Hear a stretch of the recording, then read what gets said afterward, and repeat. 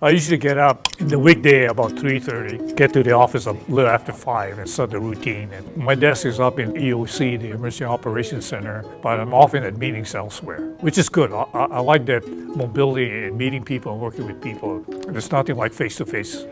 Whenever we talk about mitigation or even emergency management, it's not only a governmental function. It pertains to everybody. And we're trying to fill that void in advising people how they can help themselves. I started in 1992 with the recovery team from Hurricane Iniki. Then I stayed on to 2005 and formally retired, but I stay around a little bit longer. They asked me to stay on to help with the update of the State Hazard Mitigation Plan because I started the first iteration back in 2003. With the pandemic, COVID-19 going on, I'll probably hang on at least until the end of the year.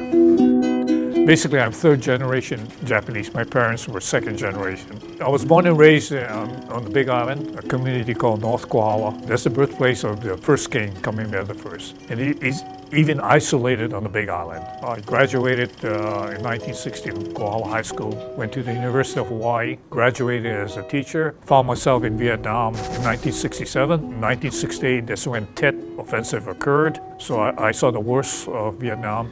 I enjoy flying, but not to the point where someone's shooting at you because you could always see traces and rounds coming toward you. So my job in Vietnam became an advisor to the Vietnamese Air Force, acquiring and dispersing intelligence. It became a career for me. I was able to achieve the rank of colonel, which eases my retirement. I like sports, so I did some coaching, high school level, and somehow the team carried me to a state championship.